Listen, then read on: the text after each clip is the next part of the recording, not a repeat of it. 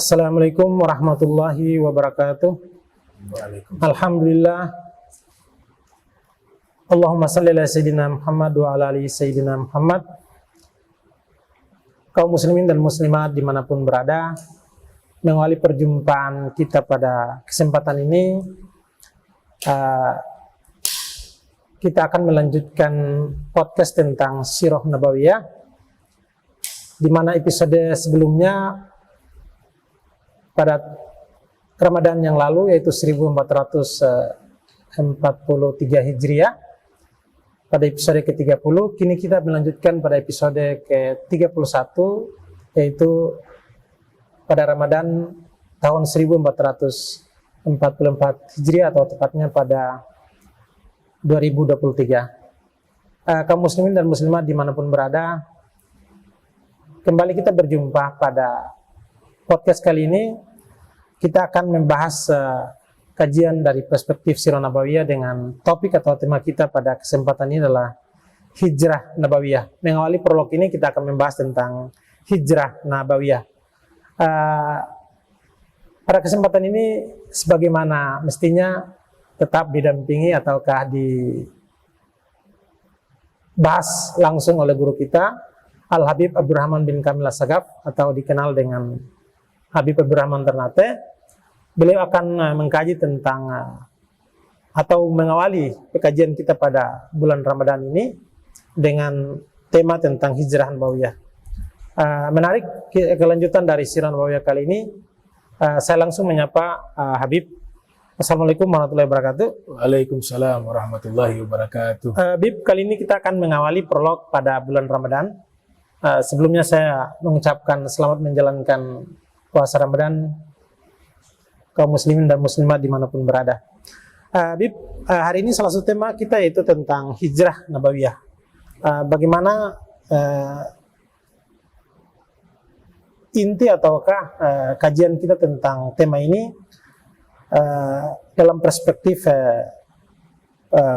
Sirah Nabawiyah. Saya langsung saja ke Habib untuk menjelaskan bagaimana Hijrah Nabawiyah dalam perspektif Sirah Nabawiyah kali ini. Silakan Habib. Ya.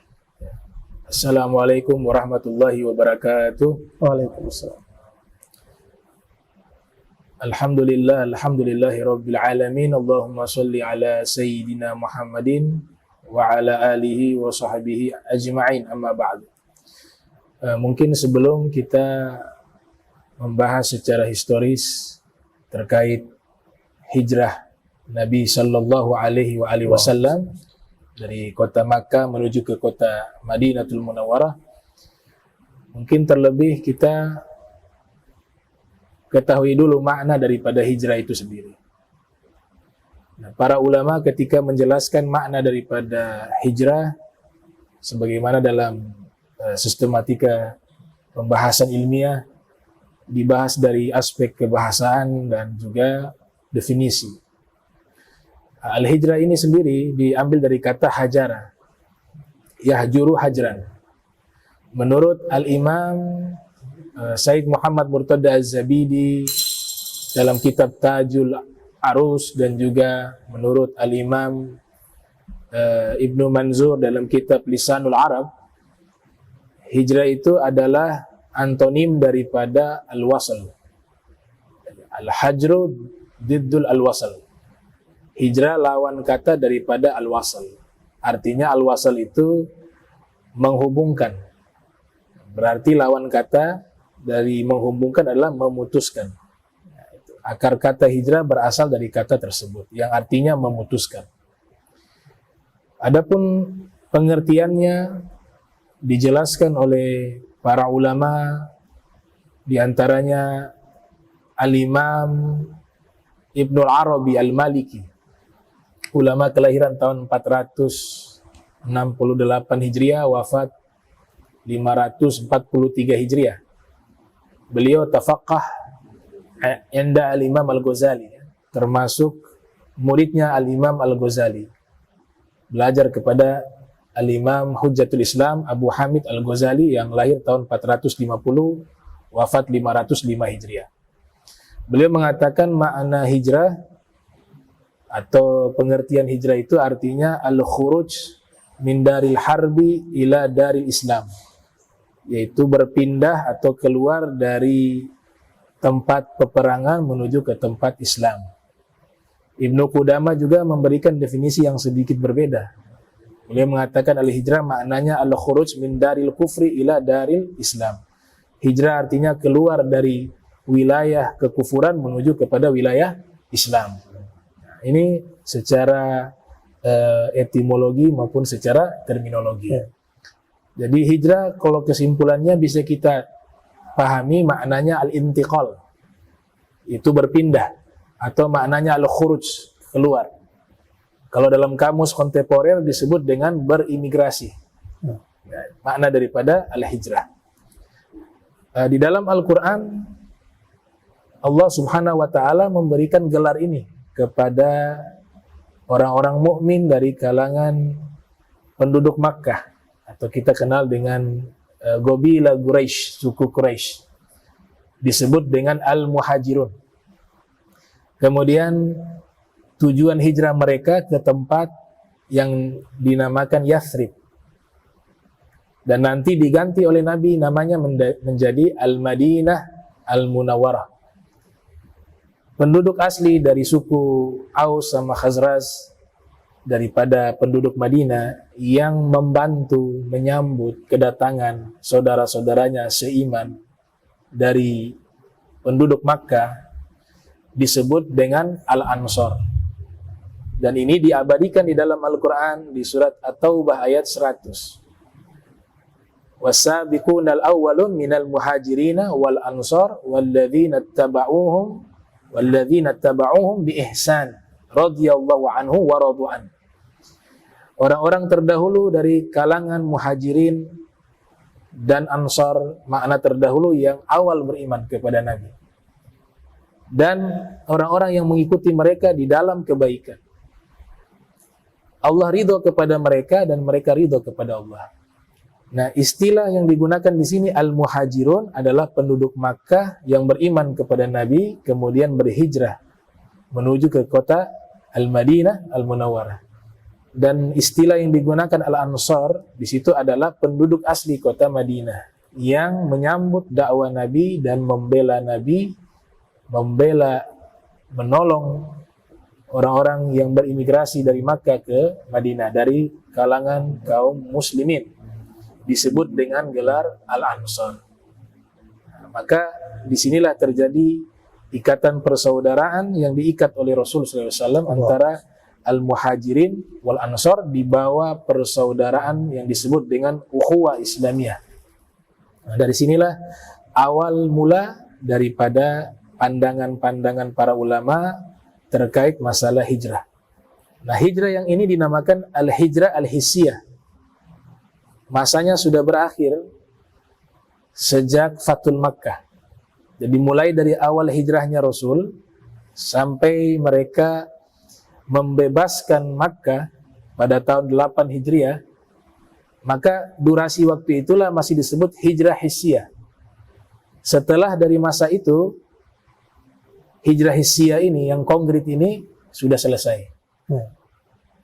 Ini ditegaskan oleh Rasul Sallallahu alaihi wasallam di dalam hadis yang diriwayatkan oleh Imam Muslim yang lahir tahun 204 Hijriah, wafat 261 Hijriah, juga dinukilkan oleh Imam Nawawi yang lahir 631, wafat 676 di dalam kitab Riyadhus Shalihin, yang dimana dikatakan oleh Nabi, la hijrata ba'dal fathi, tidak ada hijrah setelah Fathul Makkah. Ini maknanya al-hijrah al-hissiyah, hijrah yang konkret.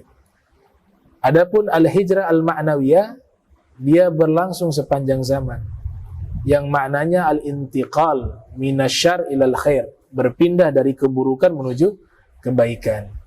Sebagaimana hadis yang Nabi sabdakan, al-muhajir man hajara ma nahallahu anhu.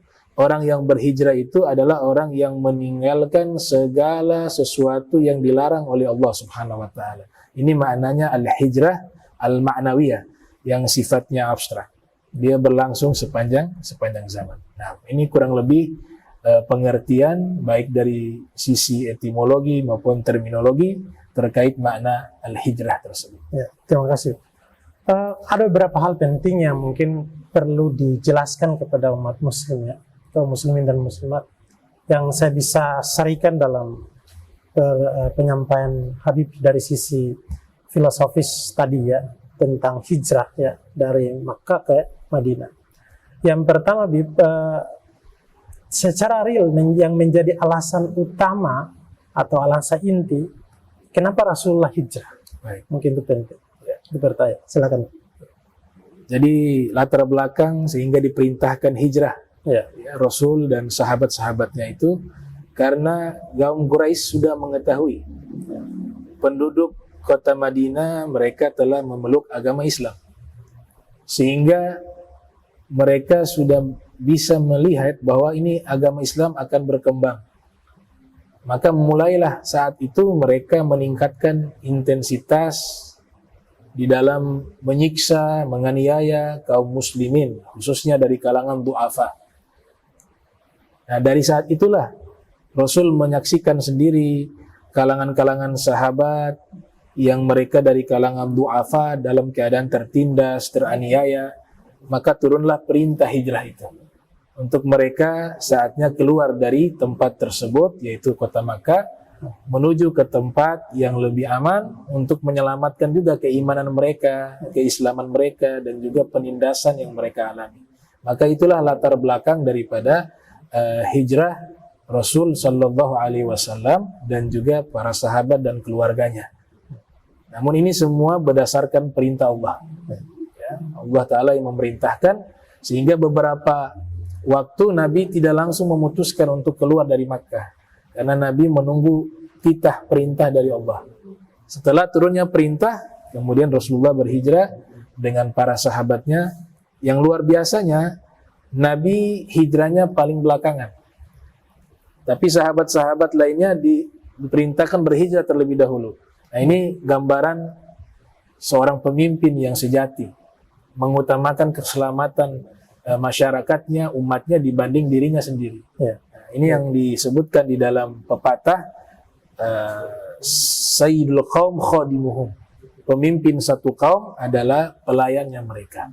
Nah, Ya, dari penjelasan tadi, kalau kita menarik konteks secara umum ya, Bib, apakah hijrah ketika memenuhi syarat-syarat tadi, dia merupakan satu kewajiban bagi umat Islam untuk melaksanakan itu? Ya. hijrah yang disebut tadi al-hijrah hissiyah, ketika perintah itu datangnya dari Allah dan Rasul, maka menjadi wajib. Jadi di saat itu perintah hijrahnya sifatnya adalah perintah yang wajib untuk pindah dari Makkah menuju ke Madinah. Jika itu perintah disampaikan oleh Rasul kepada orang-orang tertentu, maka menjadi wajib. Namun ada beberapa kaum muslimin juga yang menyembunyikan keislamannya di tengah-tengah penduduk Makkah. Mereka tidak berhijrah dengan beberapa alasan, yang memberikan informasi kepada Rasul akan keadaan di kota Makkah. Maka bagi mereka tidak wajib pada waktu itu. Jadi semua tergantung daripada musyarra' yang menentukan wajib atau tidak wajibnya suatu hukum di masa itu adalah baginda Rasul Sallallahu Alaihi Wasallam. Jadi satu-satunya yang berhak menetapkan hukum adalah Rasul. Nah. Baik, ada satu hal yang menarik, Bib, ketika paling tidak itu menjadi pengetahuan juga bagi masyarakat muslim ya, atau kaum muslim dan muslimat. Tadi ada kota Madinah, ada menjadi perubahan nama dari kota Yasrib ke Madinah. Mungkin makna ini perlu dijelaskan, kira-kira apa? Ya. Al-Imam Ibnu Hajar Al-Asqalani di dalam kitab Fathul Bari, yang lahir tahun 773 Hijriah, wafat 852 Hijriah, beliau menjelaskan bahwa Nabi mengganti nama Madinah yang semulanya bernama Yathrib karena memiliki arti yang tidak baik. Kurang lebih maknanya kecelakaan atau keburukan. Sehingga Nabi punya kebiasaan jika ada nama-nama yang memiliki arti yang tidak baik, biasanya Nabi mengganti nama tersebut. Ya, karena Nabi sallallahu alaihi wasallam yugayiru al-asma'a al-ghabiha, adalah kebiasaan Rasulullah mengganti nama-nama yang tidak baik. Itu kebiasaannya Nabi. Jadi Nabi mengganti karena memiliki arti yang tidak baik. Ada salah satu tokoh sejarawan Islam bernama Syekh Yaqut Al-Hamawi, di dalam kitab Mu'jamul Buldan, beliau mengatakan bahwa Yathrib itu adalah nama seorang manusia. Jadi orang pertama yang mendapatkan sumur, dia menggali di wilayah tersebut, kemudian ditemukan sumur, dan dia menghuni tempat tersebut. Karena adanya air maka bisa ada kehidupan. Nah, orang pertama yang menempati kota Madinah adalah orang itu bernama Yathrib. Nah, sehingga dinisbatkan kepada namanya Yathrib. Nah, tapi Ibnu Hajar berpendapat Yathrib diterjemahkan memiliki arti yang kurang baik, maka Rasul mengganti dengan nama Al-Madinah, ya, kemudian disifati dengan cahaya, Al-Madinatul Munawwarah, karena kota ini dihuni oleh sang pembawa cahaya dan sumber cahaya, yaitu Rasulullah Muhammad sallallahu alaihi wasallam. Ya, terima kasih Bib. Sebagai prolog, kesempatan kali ini cukup menarik ya, dan sangat jelas kita dapat menemukan konsep secara singkat bagaimana hijrah itu sendiri. Demikian Bib, terima kasih. Kita akan melanjutkan ke episode-episode selanjutnya tentang sirah dalam sub-sub tema yang lebih menarik.